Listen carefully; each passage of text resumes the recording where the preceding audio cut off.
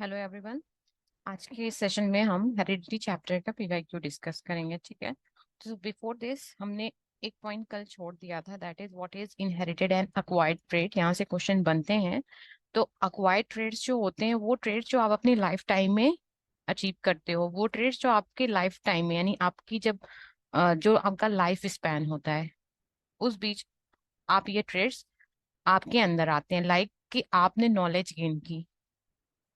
ठीक है, knowledge gain किया आपने आपने लाइक वेट गेन किया, वेट गेन करना, या कोई स्किल आपने सीखी, कोई भी स्किल लाइक बाइसिकल को राइड करना, बाइक राइड करना, कार ड्राइव करना, ये सारी क्या है, कोई भी स्किल आपने सीखी।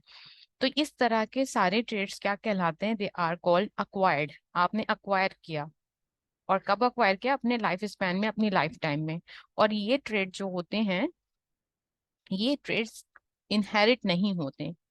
इनहेरिट, नॉट इनहेरिटेड हम लिखते हैं, नॉट इनहेरिटेड। ओके, कि ये इनहेरिट नहीं होते हैं। अक- और आपके जो इनहेरिटेड ट्रेड्स होते हैं, दैट मीन्स कि जो आपने अपने पेरेंट्स से इनहेरिट किया है। इनहेरिटेड ट्रेड्स यानी कि वो ट्रेड्स जो आपने अपने पेरेंट्स से इनहेरिट किया है। लाइक आपके हेयर कर्ली हैं, स्ट्रेट हैं, या और भी इसमें फॉर्म्स हैं। ठीक है, आपके हेयर, आपके स्किन का कलर, आपके स्किन का कलर जो है, आपका कलर कहाँ से आया? आपके पेरेंट्स से। तो ये सारे ट्रेड्स कौन से ट्रेड्स हैं? Inherited traits. जो इनहेरिटेड ट्रेड्स होते हैं ये जीन्स की वजह से आप में ट्रांसमिट होते हैं और आपसे आपकी नेक्स्ट जनरेशन में ट्रांसमिट होंगे। ठीक है, लेकिन जो आपके अक्वायर्ड ट्रेड्स होते हैं, इसमें जीन्स में कोई चेंजेस नहीं होते हैं। ठीक है, यहाँ ये ट्रेड्स आपने अपने लाइफ टाइम में अचीव किए, लेकिन ये आपकी नेक्स्ट जनरेशन में ट्रांसमिट नहीं होते हैं, बिकॉज यहाँ पे कोई भी चेंजेस जीन में नहीं आया। चीजें तब ट्रांसमिट करती है वन ऑफ स्प्रिंग से सेकेंड ऑफ स्प्रिंग में, जब जीन जीन में कोई चेंज आए, यानी उसकी जीन बनना शुरू हो जाए, जीन उस चीज को, उस चीज के पर्टिकुलर प्रोटीन फॉर्मेशन उस चीज का करने लगे। ठीक है, तो जीन्स में चेंजेस यहाँ नहीं आते, आपकी क्रोमोसोम्स में कहीं कोई चेंजेस नहीं आते। दैट्स वाई अक्वायर्ड ट्रेड जो है ये आप तक ही रहते हैं और नेक्स्ट जनरेशन में ट्रांसमिट नहीं करते हैं। ठीक है, नेक्स्ट हम स्टार्ट करते हैं अपना पी वाई क्यू 2016। 2016 में जो पीवाईक्यू पूछा था कि how do Mendel's experiment show that traits are inherited independently. ठीक है, कि मेंडल्स के एक्सपेरिमेंट से आप कैसे समझेंगे कि जो ट्रेड्स होते हैं वो इंडिपेंडेंटली इनहेरिट करते हैं। तो हमने मेंडल के लॉ, इस चैप्टर को जब हमने पढ़ा तो हमने एक लॉ पढ़ा था, law of independent assortment. Law of independent assortment, assortment. इस लॉ के अकॉर्डिंग जितने भी ट्रेड्स होते हैं वो इंडिपेंडेंट होके, दूसरे ट्रेड से इंडिपेंडेंट होके इनहेरिट करते हैं। ठीक है, फॉर एग्जाम्पल हमने यहाँ पे लिया था डाई हाइब्रिड क्रॉस लिया था, डाई हाइब्रिड क्रॉस एग्जाम्पल हम ले सकते हैं ऐसे कि हमने पी या फ्लावर का कलर लिया, फ्लावर कलर लिया और हाइट लिए प्लांट की। ठीक है, तो हाइट और कलर ऑफ द फ्लावर, ये दोनों, इन दोनों की जो भी जीन्स होंगी ये एक दूसरे को से इन्फ्लुएंस्ड नहीं होंगी। ठीक है, जो हाइट की जीन होगी और जो फ्लावर के कलर के लिए जो जीन रिस्पॉन्सिबल होगी, ठीक है, जो जीन रिस्पॉन्सिबल होगी वो ये दोनों जीन्स आपस में एक दूसरे से इन्फ्लुएंस्ड नहीं होंगी और इंडिपेंडेंट यानी खुद पर ही डिपेंड होके ये इस इस कैरेक्टर को, इस ट्रेट को नेक्स्ट जनरेशन में ट्रांसमिट करेंगे। ठीक है, तो यहाँ पे आपको टेक्स्ट फॉर्म में भी आंसर मिल रहा है कि मेंडल के एक्सपेरिमेंट जो पी प्लांट में इन्होंने किया था, लॉ ऑफ इंडिपेंडेंट जो असॉर्टमेंट इनका जो लॉ था, जो by studying traits on different chromosome like seed का कलर है उसका टेक्सचर ले लिया गया। ठीक है, लाइक सीड का कलर क्या है, येलो ग्रीन हो सकता है, उसका टेक्सचर क्या है, राउंड या रिंकल्ड। तो he showed that inheritance of one trade does not influence the inheritance of another trait. यानी हम सिंपली सिर्फ इतना मेंशन कर सकते हैं कि मेंडल का जो लॉ है, लॉ ऑफ इंडिपेंडेंट असॉर्टमेंट, और ये लॉ जो है डाई हाइब्रिड क्रॉस से ही प्रूफ किया जाता है, ठीक है, जिसमें दो कैरेक्टर एक साथ लेंगे। जब आप दो कैरेक्टर को एक साथ लोगे तभी आप बता सकते हो कि ये दो जीन जो दो चीजों के लिए रिस्पॉन्सिबल है एक दूसरे को इन्फ्लुएंस नहीं करती हैं, ठीक है। तो यहां से ये क्लियर हो जाता है। पीवाईक्यू का नेक्स्ट क्वेश्चन क्या है, 2017 में जो पूछा गया कि वेरिएशन क्या होता है, इसकी इंपॉर्टेंस क्या है कि स्पीसीज के अंदर, ये 1 मार्क्स का क्वेश्चन है।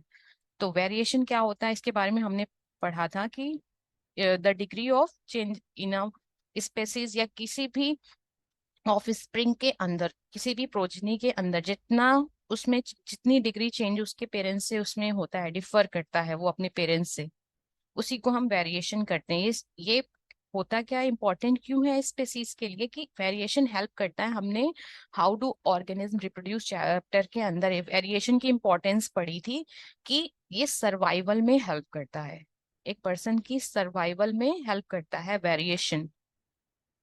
यानी इन्वायरमेंटल अगर कंडीशन चेंज होती है तो वेरिएशन जो है हेल्प करता है उसके सर्वाइवल में, उसके इवोल्यूशन में, उसके अडाप्ट करने की जो क्वालिटी होती है, इन्वायरमेंट को अडाप्ट करने की, उसको सहने की, उसमें रहने की, उस चीज को वो बढ़ाता है।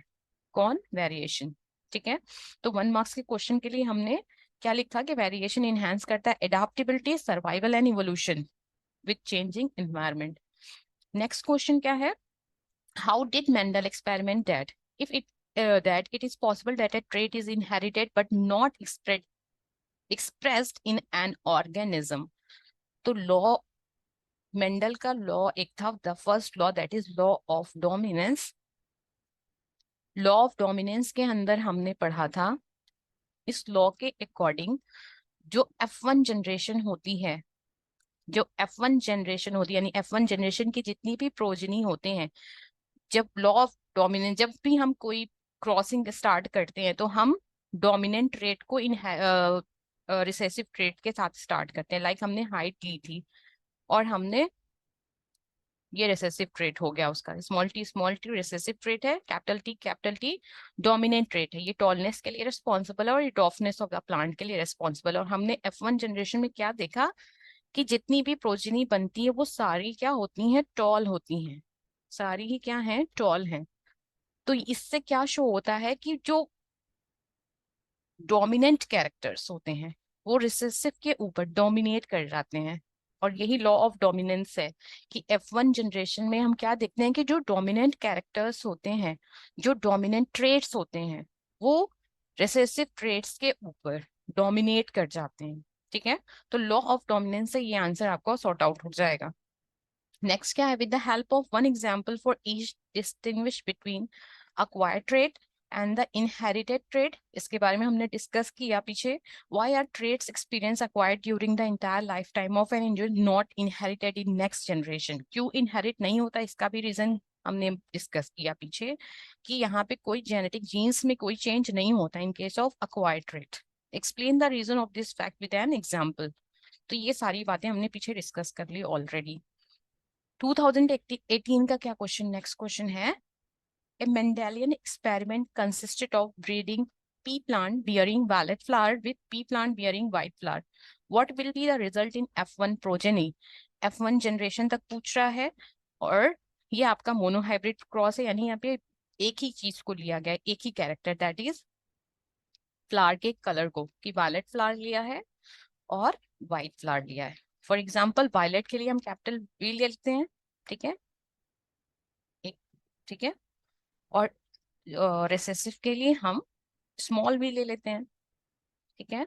ये हो गया आपका व्हाइट फ्लावर और ये हो गया आपका पर्पल या वायलेट फ्लावर, ठीक है, वायलेट।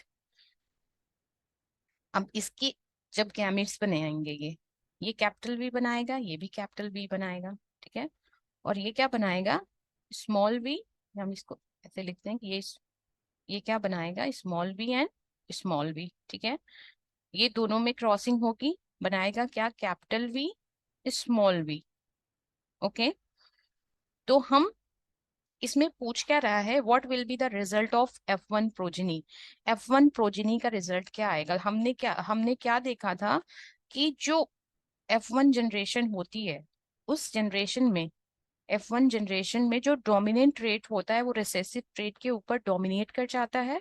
ठीक है, तो यहाँ पे क्या कहा जा रहा है, वायलेट फ्लावर है और व्हाइट फ्लावर है। तो वायलेट फ्लावर जो है डोमिनेटिंग कैरेक्टर है। तो F1 जनरेशन में हम क्या आंसर इसका क्या होगा कि इन F1 जनरेशन ऑल जितनी भी प्रोजेनी होंगी, all progeny of F1 generation bearing violet flower, bearing violet flower, यानी वायलेट फ्लावर अगर डोमिनेटिंग ट्रेट है तो वो डोमिनेट कर जाएगा इन F1 जनरेशन, और जितने भी प्लांट्स होंगे F1 जनरेशन के वो वायलेट फ्लावर को ही बियर करेंगे। ठीक है, next question, name the plant Mendel use for his experiment. Mendel ने कौन सा प्लांट यूज किया था अपने एक्सपेरिमेंट के लिए। तो हमने लेक्चर के अंदर इसको डिस्कस किया है कि मेंडल ने पी प्लांट यूज किया था अपने एक्सपेरिमेंट के लिए, और पी प्लांट को पाइजम सेटाइवम कहते हैं, पाइजम सेटाइवम, ठीक है, कहते हैं पी प्लांट, गार्डन पी भी बोलते हैं। What type of progeny was obtained by Mendel in F1 and F2 generation when he crossed tall and dwarf या short plant, right? The ratio he obtained in F2 generation plants. तो इसको हम करके देखते हैं। क्या बोल रहा है कि जब उन्होंने टॉल और शॉर्ट प्लांट को लिया तो F1 और F2 जनरेशन क्या मिली, उनके रेशियोज को डिस्कस करना है। तो हम क्रॉसिंग करके देखते हैं इस चीज को कि कैप टॉल के लिए हमने कैपिटल टी ले लिया, और डॉर्फ के लिए, डॉर्फ ट्रेड के लिए हमने स्मॉल टी। क्योंकि ये हाइट की बात हुई है तो हमने टॉल के लिए कैपिटल टी, और हमने ये भी डिस्कस किया है कि डॉर्फ के लिए हम डी ना लेकर स्मॉल टी ही लेते हैं। अब यहाँ इनके जो गैमीट्स बने कैपिटल टी और ये क्या बने, स्मॉल टी स्मॉल टी, इनके बीच क्रॉसिंग हुई, बनाया क्या किसने, जाइगोट जो बनाया, यानी जो F1 जनरेशन है, F1 जनरेशन, इसमें सारे प्रोजेनी जो होंगे कैपिटल टी स्मॉल टी यही बियर करेंगे। ठीक है, और अगर हमें इसका फिनोटाइप और जीनोटाइप का रेशियो लिखना होगा, फिनोटाइप, कलर चेंज करके लिखते हैं हम इस चीज को, फिनोटाइप का रेशियो और जीनोटाइप का रेशियो। ठीक है,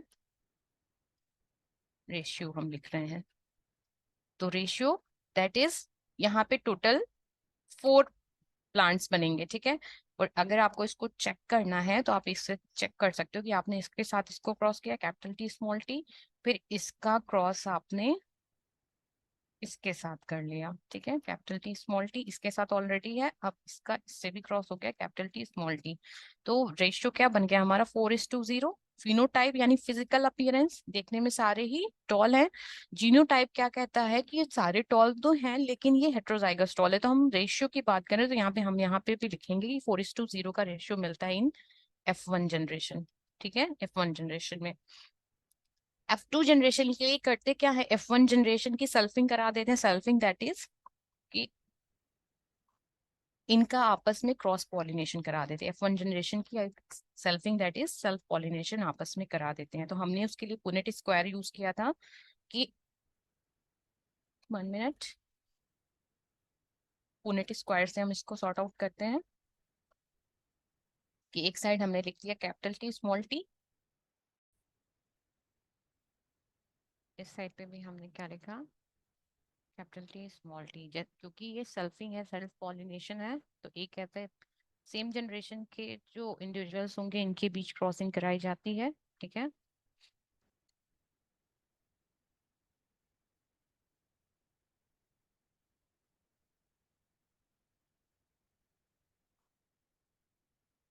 वन मिनट,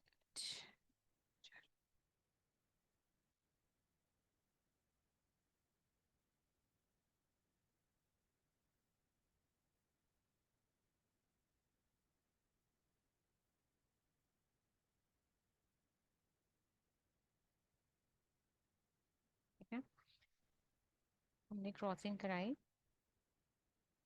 और हमें ये ये इंडिविजुअल्स मिले, ठीक है। अब हम इसमें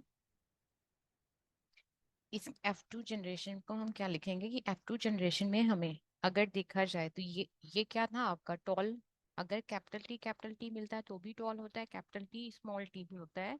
तो लॉ ऑफ डोमिनेंस के अकॉर्डिंग ये भी टॉल है, ठीक है, कि ये इस पे डोमिनेट कर जाएगा और क्या जो करेगा कि ये टॉल है, ठीक है।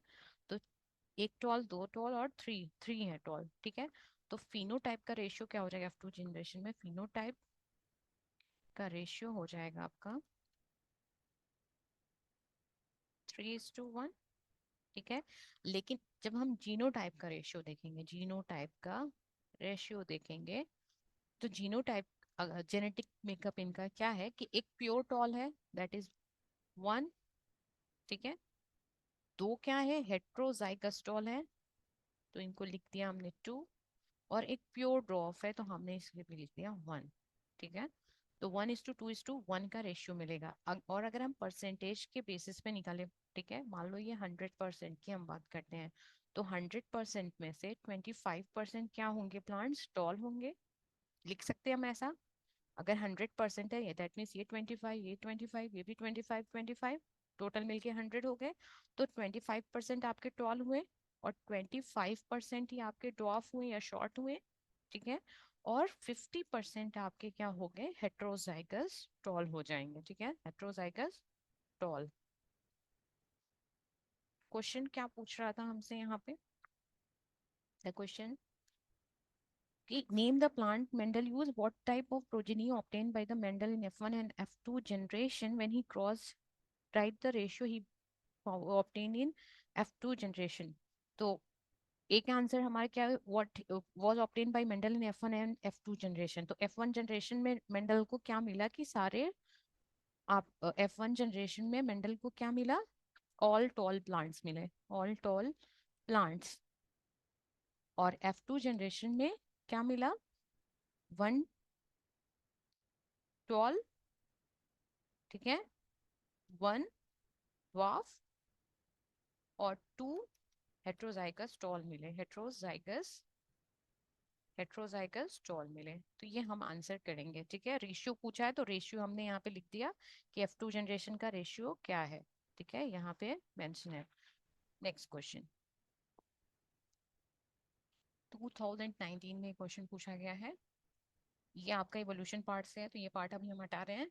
The sex of a new born child is a matter of chance and none of the parents may be considered responsible for it, justify this statement with the help of a flow chart showing sex determination in human being. तो human being के अंदर हमने sex determination भी chapter के अंदर पढ़ा है।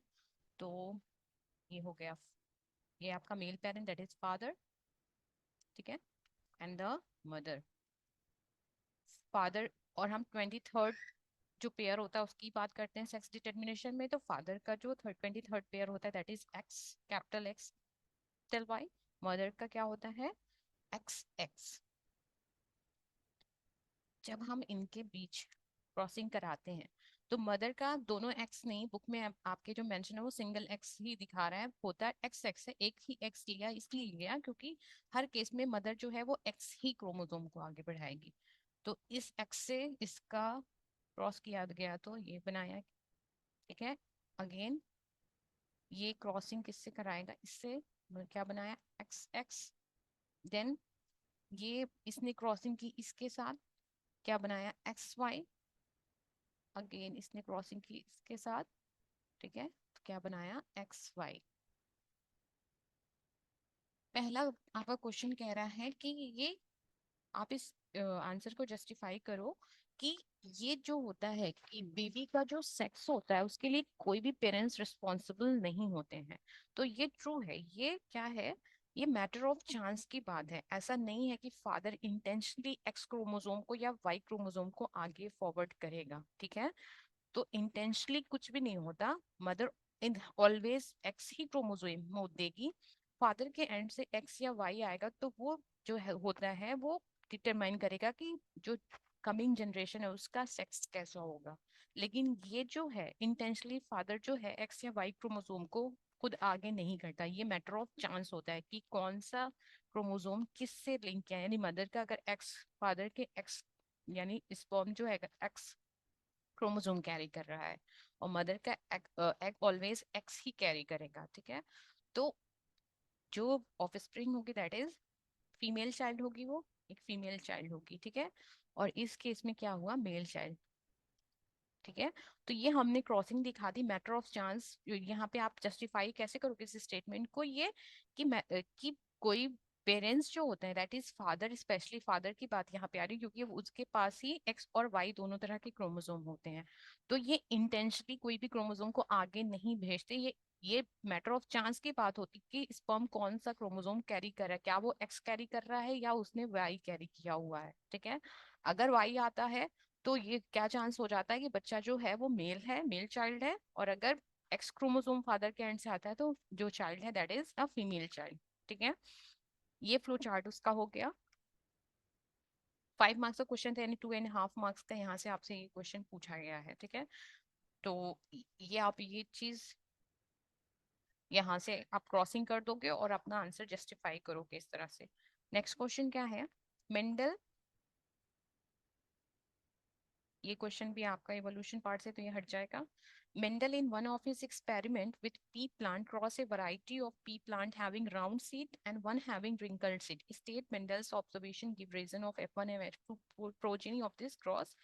Also list any two contrasting character other than round seeds and pea plant that Mendel used in this experiment.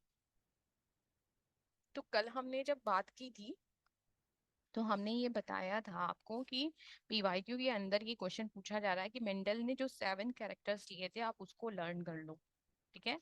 वो आपको लर्न करना मस्ट है। रीजन कि कोई भी एक जो है एक कैरेक्टर आपको सामने ला के रख दिया, फॉर एग्जाम्पल यहाँ पे क्या बताया कि मेंडल ने राउंड सीड लिया रिंकल्ड सीड के साथ। इसके अलावा आपको अब एक कैरेक्टर यहाँ से निकल गया, 6 कैरेक्टर आपको लर्न होंगे, तो आप एक या दो कैरेक्टर जो भी पूछेगा आप वहां मेंशन कर सकते हो। तो हमने कल के लेक्चर में ये चीज बताई थी कि 7 ट्रेड जो मेंडल के थे वो क्या क्या थे। उन्होंने शेप लिया था, कलर लिया था, पॉड का शेप लिया था, पॉड का कलर, ठीक है, seed shape, seed colour, pot shape, pot colour, flower का कलर, फ्लावर की पोजीशन, हाइट। अब यहाँ पे क्या है, राउंड सीड और राउंड रिंकल्ड सीड की सीड के शेप की बात हुई। इसके अलावा आपके पास ये 6 जो कैरेक्टर्स है वो बच रहे हैं, इसमें से आप कोई भी एक मेंशन कर दोगे वहां पे, ठीक है। दूसरा इसकी क्रॉसिंग पूछ रहा है आपसे F1 और F2 प्रोजेनी के अंदर राउंड और रिंकल्ड सीड की। तो यहाँ आप जैसे हमने पीछे राउंड सीड और रिंकल्ड सीड की बात है तो कैपिटल आर ले लेते हैं राउंड के लिए, round seed and wrinkled seed, और रिंकल्ड सीड के लिए हम स्मॉल आर ले लेते हैं, ठीक है। और हमने बताया है कि जो डोमिनेंट कैरेक्टर होता है वो रेसेसिव के ऊपर डोमिनेट कर जाता है, जो रेसेसिव ट्रेट्स होते हैं, ठीक है। यहाँ से क्या है हमारे, ये गैमेट्स हैं, ठीक है। इन्होंने क्या बनाया, कैपिटल आर स्मॉल आर, ये हमारी F1 जनरेशन हो गई। इसमें जितने भी सीड्स होंगे आपके वो क्या हो जाएंगे, all seeds are round seeds. जितने भी सीड्स हैं F1 जनरेशन में कैसे हो गए, राउंड हो जाएंगे, राउंड सीड। सारे सीड्स क्या है, राउंड है, ठीक है। ये F1 जनरेशन है, यानी 4, यहाँ से 4 प्रोजेनी मिल रही है आपको, जो 4 प्रोजेनी होगी ये चारों ही क्या होंगी, राउंड सीड होंगी, ठीक है। रेशियो हमने फिनोटाइप और जीनोटाइप का रेशियो, जब मोनो हाइब्रिड क्रॉस होता है तो रेशियो ऑलवेज डिफिनेट होता है, तो फिनोटाइप रेशियो जो हो जाता है यहाँ पर है इन case of mono hybrid cross जो होता है that is 3:1, not 3:1 in F1 generation, it is 4:1, okay. और जीनोटिपिक रेशियो भी 4:1 का हो जाता है। आपसे कब ऐसा रेयर है कि F1 जनरेशन का रेशियो पूछे, सेकेंड जनरेशन का रेशियो पूछता है।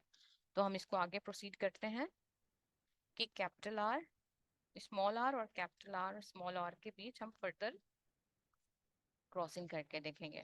क्या बनाया, कैपिटल आर, एक साइड आप मेल एक साइड फीमेल का ये सिंबल बनाओगे, एक एज अ मेल एक एज अ फीमेल बिहेव करता है जब भी क्रॉसिंग कराते हैं, ठीक है। Capital R small R small R small R. Ratio आप करना याद रखना कि फिनोटिपिक रेशियो F2 जनरेशन का जो होगा, फिनोटिपिक जो रेशियो होगा दैट इज 3:1, और जीनोटिपिक जो रेशियो होगा वो हो जाएगा आपका 1:2:1 का, दैट इज एक जो होगा कंप्लीट सीट जो होगा राउंड होगा, एक कंप्लीटली क्या होगा आपका वन सीड इज राउंड और रिंकल्ड की, ये कम्प्लीटली रिंकल्ड होगा, और इसकी बात हो रही है तो ये राउंड रिंकल्ड होगा। ठीक है, राउंड ये भी होगा लेकिन ये हेट्रोजाइगस। ठीक है, हेट्रोजाइगस डोमिनेंट कंडीशन यहाँ पे आ रही है। ठीक है, राउंड सीड ये भी राउंड है लेकिन ये हेट्रोजाइगस कंडीशन, इसलिए जीनोटाइप में हम इसको टू मानते हैं, यानी ये डोमिनेंट, ये होमोजाइगस कंडीशन नहीं है।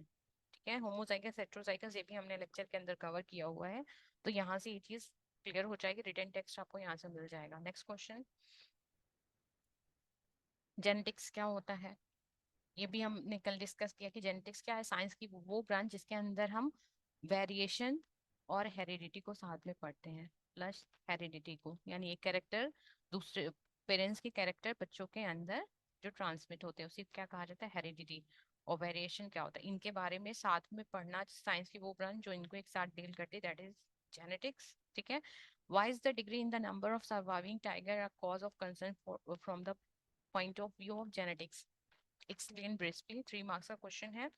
क्यों कॉज ऑफ कंसर्न है, रीजन, अगर टाइगर जो होंगे रिड्यूस होगी इनकी डाइवर्सिटी तो कम नंबर उनके प्रेजेंट हो जाएंगे, और जब साइंस में जो ब्रीडिंग की प्रोसेस होती है उसमें क्रॉस जो फर्टिलाइजेशन प्रोसेस होता है उसको ज्यादा प्रेफर किया जाता है। ठीक है, क्रॉसिंग को ज्यादा इम्पोर्टेंस दी जाती है, ज्यादा इन ब्रीडिंग को इम्पोर्टेंस नहीं दी जाती है, क्योंकि क्रॉस ब्रीडिंग से अच्छी वैरायटी बाहर निकल के आती है। वैरायटी जो होती है, जो कम, अगर हम प्लांट्स की बात करें, एनिमल्स की बात करें, जब क्रॉस ब्रीडिंग होती है, ठीक है, तो वैरायटी जो ऑफ स्प्रिंग होती हैं वो अच्छी क्वालिटी की आती हैं। इन ब्रीडिंग से क्या हो जाती है, जेनेटिक इश्यूज और लेस एडाप्टेबिलिटी, यानी ये वो अपने एक ही जैसे हैं, तो ये जिस चीज के लिए अडाप्ट करेंगे एनवायरनमेंट को, ये जो इनके साथ रह रहे होंगे उनका भी एडाप्टेबिलिटी वैसी होगी, अपने एनवायरनमेंट को उसी तरह से अडाप्ट कर रहे होंगे। अगर ये बाहर किसी से ब्रीडिंग प्रोसेस होती, किसी बाहर की उससे ब्रीडिंग होती, तो उसके अंदर वेरिएशन कुछ दूसरे तरह का प्रेजेंट होता। ठीक है, तो इन ब्रीडिंग का होने से क्या होगा, जेनेटिक इश्यूज आएंगे, लेस एडाप्टेबिलिटी, यानी एनवायरनमेंट को वो अपने कम अडाप्ट करेंगे। This lack of variety make tiger more vulnerable to diseases and environmental change, putting them at higher risk of extinction. ठीक है, next question, law of dominant of traits क्या होता है, ये क्या है, एक्सप्लेन विद एन एग्जांपल। तो आप कैपिटल टी हाइट का एग्जांपल लेके यहाँ पे आप इसको आंसर कर दोगे। ठीक है, what are the traits acquired during the life time of, why are the traits acquired? ठीक है, इसको भी हमने डिस्कस कर लिया है पीछे, ये क्वेश्चन आप कर लोगे। ठीक है, हमने बार बार जो ये क्रॉसिंग पीछे की हुई है। Next question, green stem rose plant denoted by capital G. ठीक है, and a brown stem rose plant, जिसको ब्राउन को लिए बी ना लेके स्मॉल जी, हमने डिस्कस किया कि ऐसा ही किया जाता है।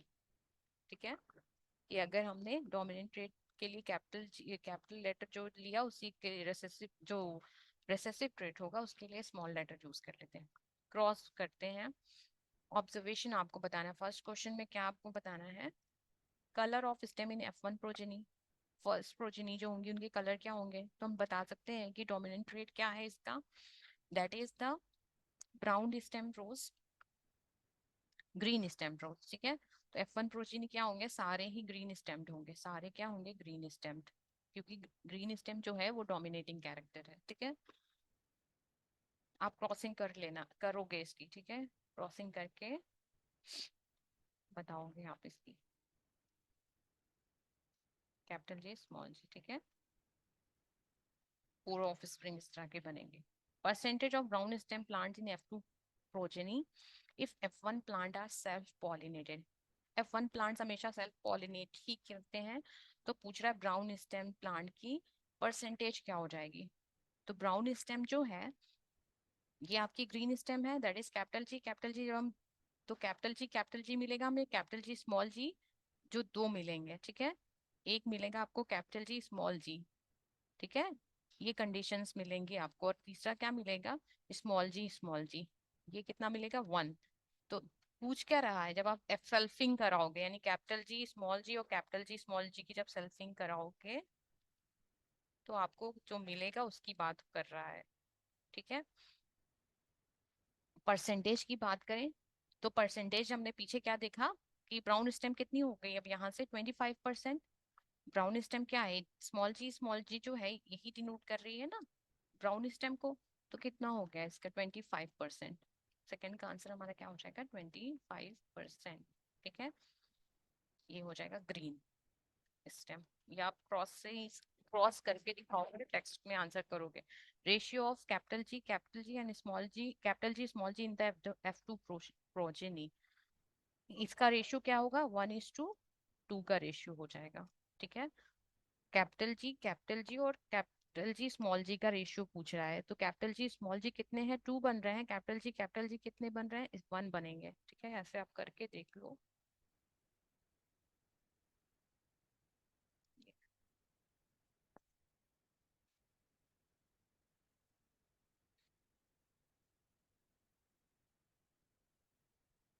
ठीक है, capital G capital G small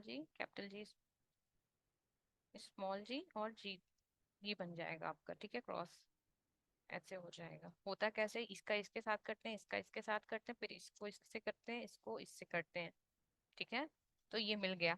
अब ये पूछ रहा है परसेंटेज पूछा, ये हमने बता दिया, और रेशियो पूछा किसका कैपिटल जी स्मॉल जी, तो ये 1 बना, दैट इज 1:2 का रेशियो बन रहा है इसका। ये 2 बन रहा है तो 1:2 का रेशियो हो गया आपका 1:2। Based on the finding of this cross what conclusion can be drawn. Conclusion क्या ड्रॉ करोगे, F1 जनरेशन में सारे ही प्लांट्स क्या थे, ग्रीन स्टेम थे।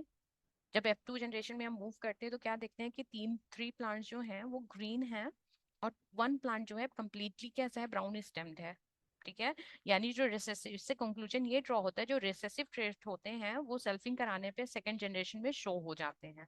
ठीक है, next question. The sex of a child in human being will be determined by the type of chromosome he she inherit from the father.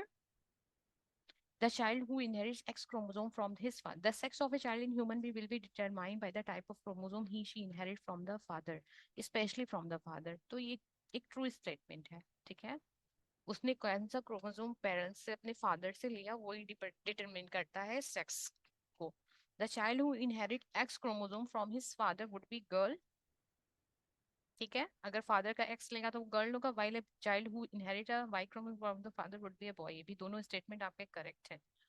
Why is the F1 progeny always of tall plant when a tall pea plant is crossed with short pea plant? Reason क्या होता है, ये follow करता है law of dominance को, और law of dominance कहता क्या है कि जो डोमिनेंट ट्रेड्स होते हैं वो रिसेसिव नेंस, लॉ ऑफ डोमिनेंस को फॉलो करता है। और लॉ ऑफ डोमिनेंस क्या कहता है, जो डोमिनेंट ट्रेट होते हैं वो रिसेसिव ट्रेट पे डोमिनेट कर जाते हैं और उनको एक्सप्रेस करने का मौका नहीं देते हैं। ठीक है, ये आंसर हो जाएगा यहाँ पे।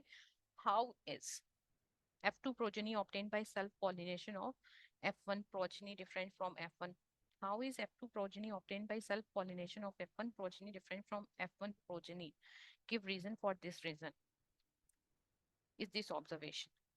तो F2 progeny जो सेल्फ पॉलिनेशन F1 progeny से मिलते हैं, कैसे डिफरेंट होते हैं F1 progeny से?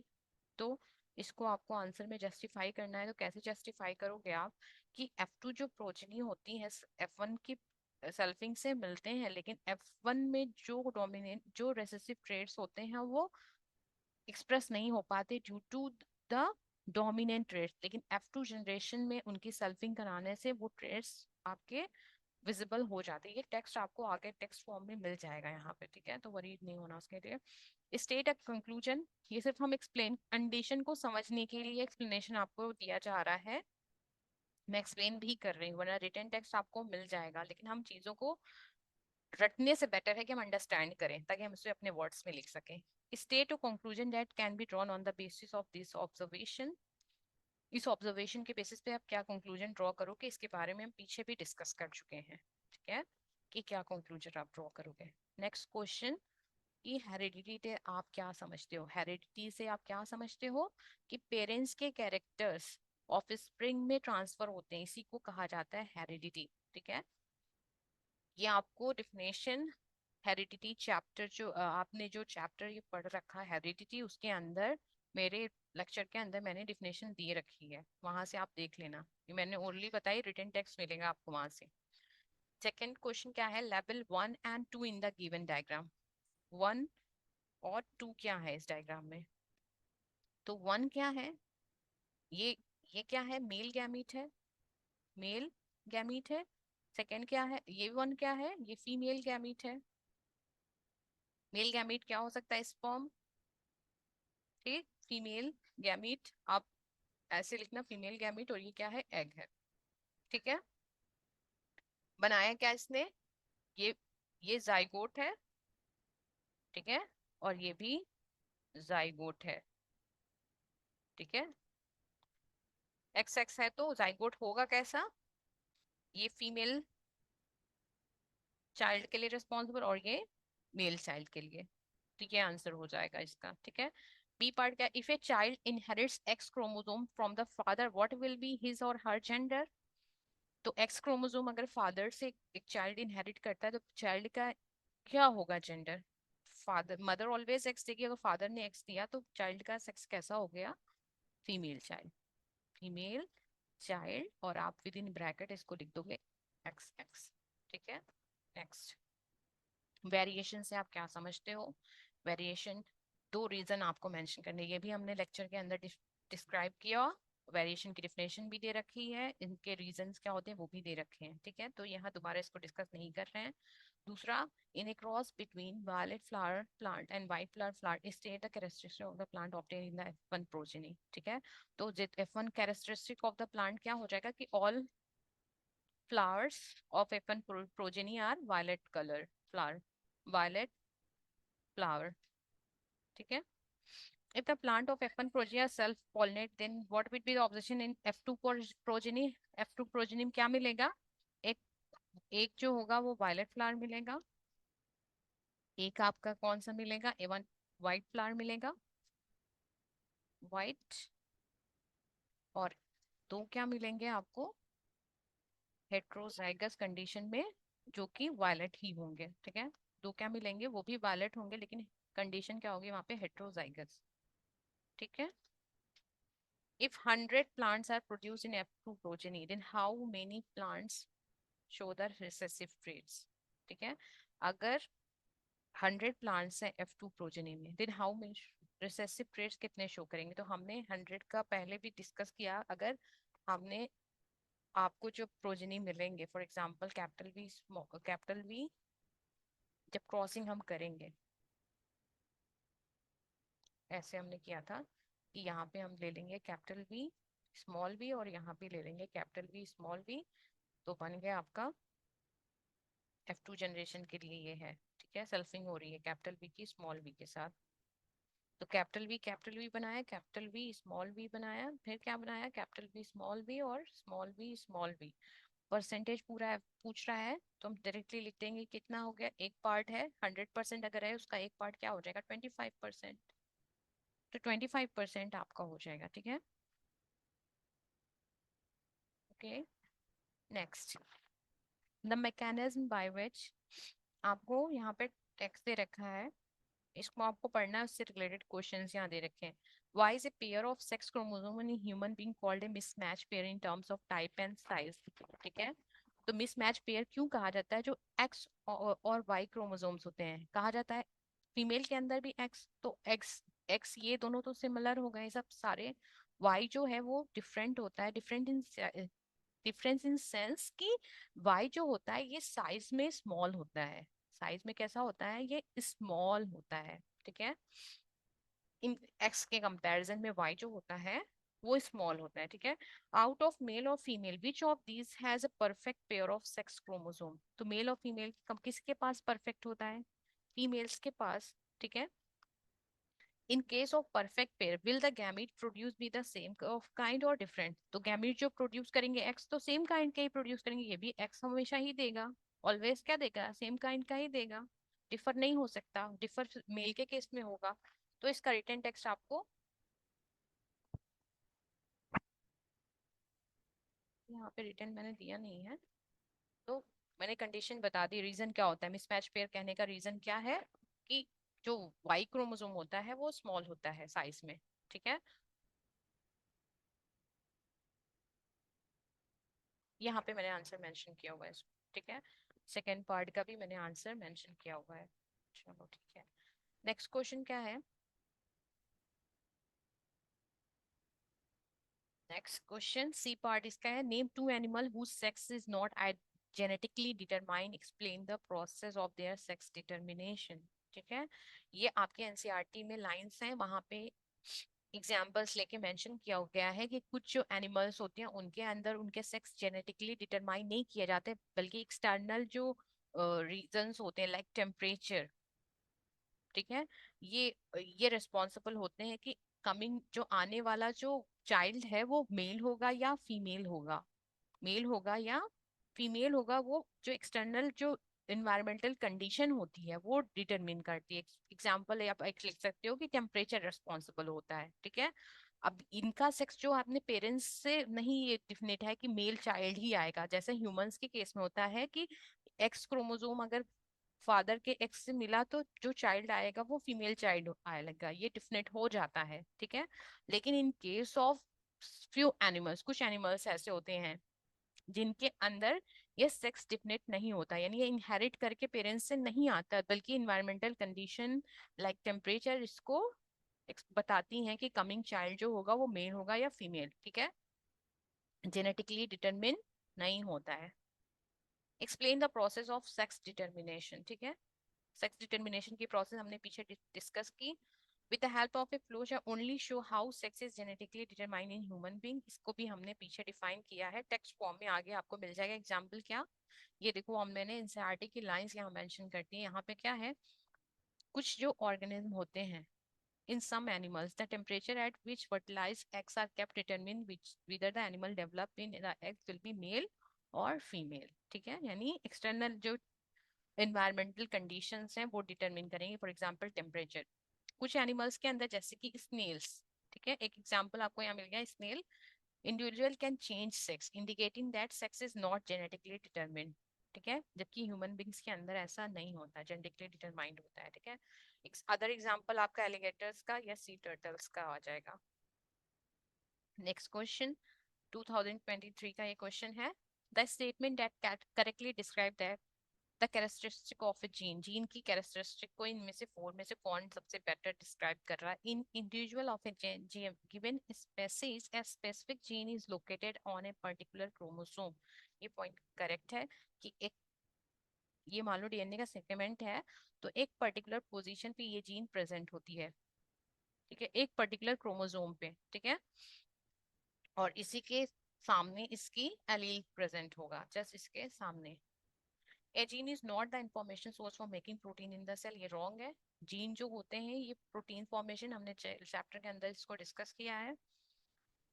हर क्रोमोसोम पे सिर्फ एक जीन होती है, रॉन्ग। हमारा कलर, हमारी बॉडी में जितनी भी टाइप की प्रोटीन बननी है उसके लिए जीन्स रिस्पॉन्सिबल होती हैं, ठीक है।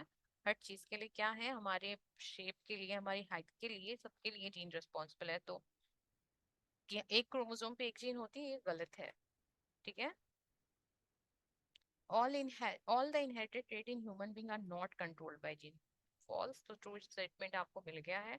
assertion रीजन क्या कह रहा है, gene inherit from the parent decide the sex of a child, ये ट्रू है। x chromosome in a male child is inherit from his father, ठीक है, मेल चाइल्ड के अंदर जो एक्स क्रोमोसोम होता है वो उसके फादर से आएगा, ये तो करेक्ट स्टेटमेंट नहीं हो सकता ना, ये तो रॉन्ग स्टेटमेंट है आपका, ठीक है। एक्स तो ऑलरेडी मदर देगी, दूसरा जो क्रोमोसोम होगा ये हो जो फादर से आएगा that is Y. Next question,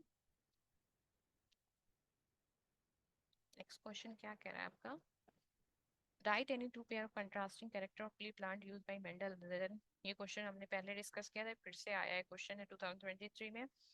dominant और रिसेसिव ट्रेट्स क्या होते हैं? डोमिनेंट ट्रेट्स वो होते हैं जो F1 जनरेशन में विजिबल होते हैं, शो होते हैं, ठीक है। रिसेसिव ट्रेट्स वो होते हैं जो F1 जनरेशन में हाइड हो जाते हैं, ठीक है। दो तरह के ट्रेड्स होते हैं, हमने बात की कि अगर हाइट की बात करें तो कैपिटल टी क्या है, डोमिनेंट ट्रेट है, और स्मॉल टी क्या है, ये रिसेसिव ट्रेट है, एग्जांपल हो जाएगा आपका, ठीक है। ये ट्रेड्स हो गए, और ट्रेड्स में ये दो हो गए, ये एक ये हो गया आपका dominant which express itself in F1 generation, that is dominant, or which does not express itself in F1 generation are the recessive trait. ठीक है। State the ratio of combination observed in the seeds of F2 generation in the above case. What do you interpret from the result? तो ये चीज आप देख लेना, ये हमने पीछे भी रिंकल्ड एंड ग्रीन सीड की बात की, yellow. In a Mendel cross pea plant, one contrasting character or a pair of contrasting character. When he crossed pea plant having round and yellow seed with plant with wrinkled and green seed, यानी दो character अब ले रहे हैं, ठीक है। यानी ये डाई हाइब्रिड क्रॉस है, इसके रेशियो डिफरेंट होते हैं। No plant with wrinkle and green seed were obtained in F1 generation.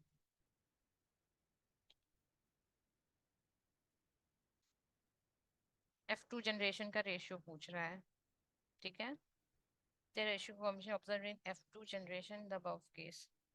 तो F2 जनरेशन का आपको जीनोटाइप का रेशियो और फिनोटाइप का रेशियो बताना है जी। ठीक है, फिनोटाइप पहले लिखा रहता है, मैंने यहाँ पे उल्टा लिख दिया फिनोटाइप। ठीक है, तो फिनोटाइप का जो रेशियो होता है 9:3:3:1 का रेशियो होता है। ठीक है, और जीनोटाइप का रेशियो आप इसको को बोला था मैंने फाइंड आउट करने।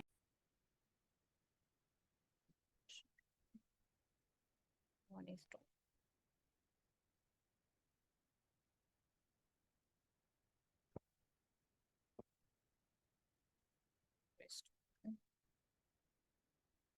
तो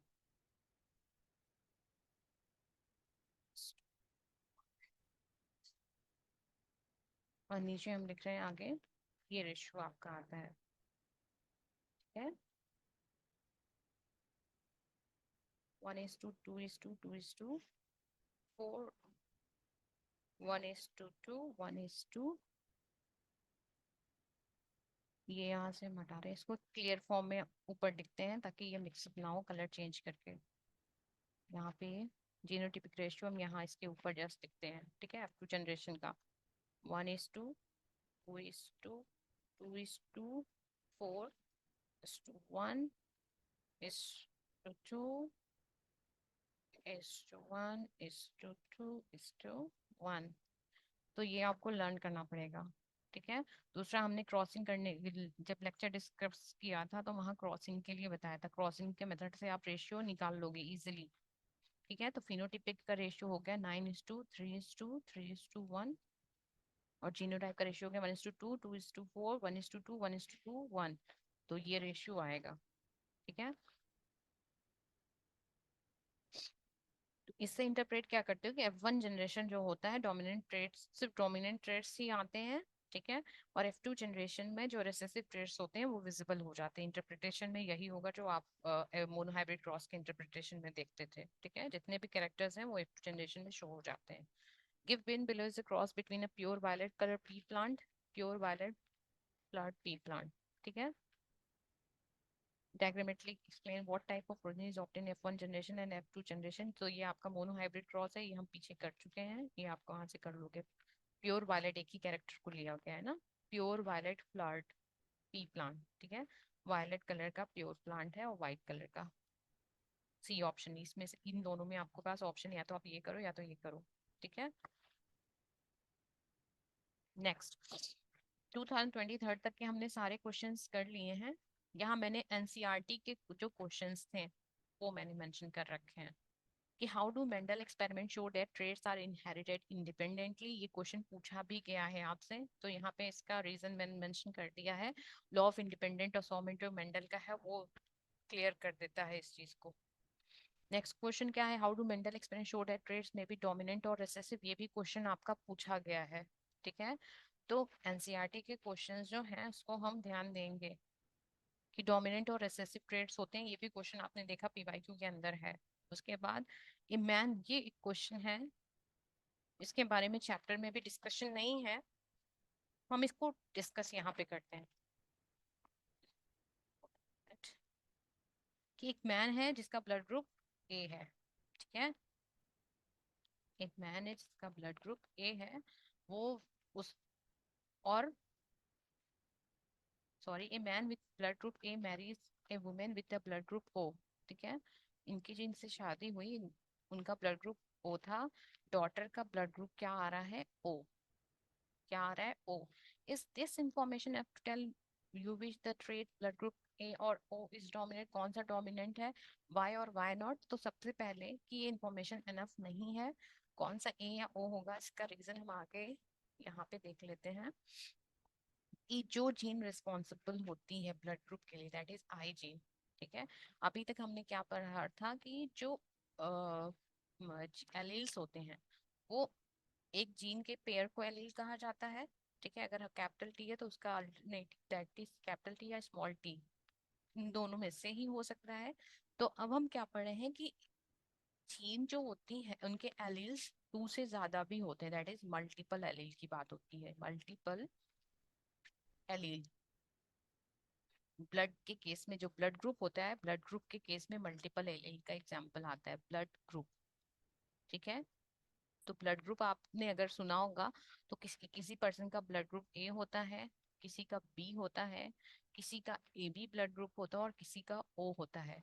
तो इनके लिए जो एलील्स होती हैं, ठीक है, तो वो होती हैं आई ए, आई बी एंड आई ओ। ये तीन एलील्स हैं जो रिस्पॉन्सिबल होती हैं वे ब्लड ग्रुप्स के लिए। ठीक है, तो पीछे का क्या कहा गया, यहाँ पे देखो आप कि पहले तो हम आंसर कर देंगे कि ये सफिशिएंट नॉलेज नहीं है, especially the ABO system and it involves three main alleles A, B and O, IA, IB और IO। ठीक है, the A, B allele are codominant, meaning that if a person inherit A allele and one B allele, simply आपको यहाँ से ऐसे देखो, अगर किसी पर्सन का ब्लड ग्रुप ए है तो उसके अंदर जो चांसेस होते हैं ये होते हैं कि उसकी जो एलील्स हैं वो आई ए ये कैरी करेंगी या आई ओ भी कैरी कर सकते हैं। ठीक है, अब जिसका बी है ब्लड ग्रुप उसमें भी चांसेस बनते हैं कि उसका ब्लड ग्रुप बी, आई बी, ये भी बी है। ठीक है, और आई बी ऐसे एलील्स कैरी कर सकते हैं। ठीक है, इस केस में होता है आई ए और आई बी, और इस केस में होता है आपका आई ओ, आई ओ। कंडीशन क्या बताई गई है कि जो फादर हैं उनके पास ए ब्लड ग्रुप है, मदर के पास जो है ओ ब्लड ग्रुप है, मदर के पास ओ ब्लड ग्रुप है। ठीक है, तो अब यहाँ से देखो ए है तो चांस ये भी हो सकता है, ये भी हो सकता है। मदर के पास ओ है दैट मीन्स यही आएगा, हम यहाँ पे लिख लेते हैं कि आई ओ, आई ओ।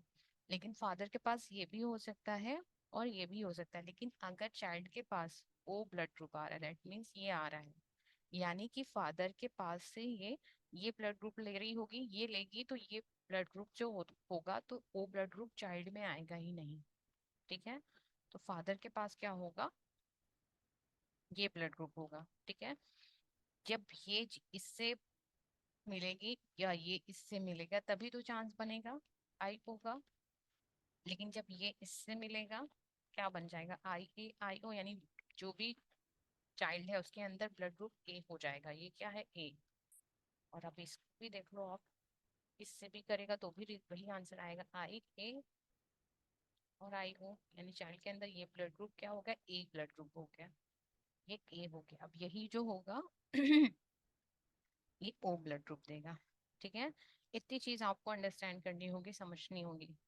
ठीक है, क्वेश्चन क्या कह रहा है नेक्स्ट, कि इंफॉर्मेशन सफिशिएंट है नहीं सफिशिएंट है। ठीक है, रीजन आपका यहाँ मेंशन कर दिया गया, इस दिस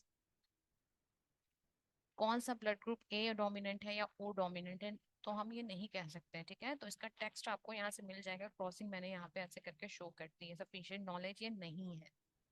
ठीक है, क्योंकि बच्चे में जब ओ आ रहा है तो इसमें से कोई भी डोमिनेंट नहीं है, और आप इस चीज को कैसे शो करोगे कि डोमिनेंट कौन सा है। ठीक है, नेक्स्ट क्वेश्चन क्या है, बच्चे का सेक्स कैसे डिटरमिन किया जाता है। तो इसमें आपको आपके एनसीईआरटी में पीछे भी हमने डिस्कस किया है कि सेक्स डिटरमिन कहाँ कैसे करते हैं, इससे रिगार्डिंग हमने क्वेश्चन पीछे सॉल्व किया है कहीं पे। ठीक है, वो आपको मिल जाएगा कैसे डिटरमिन किया जाता है sex of a child. This is all about today's lecture. इसके अलावा कोई भी और फर्दर क्वेश्चन अगर आपको मिलते हैं और आपसे ये सॉर्ट नहीं हो रहे हैं, आपको हेल्प चाहिए और जितने क्वेश्चन यहाँ कराए गए हैं अगर उनमें कोई भी प्रॉब्लम आपको आती है तो आप क्वेश्चन करो कमेंट बॉक्स में, आपको डेफिनेटली उसके आंसर्स प्रोवाइड कराए जाएंगे। That's all. Have a good day.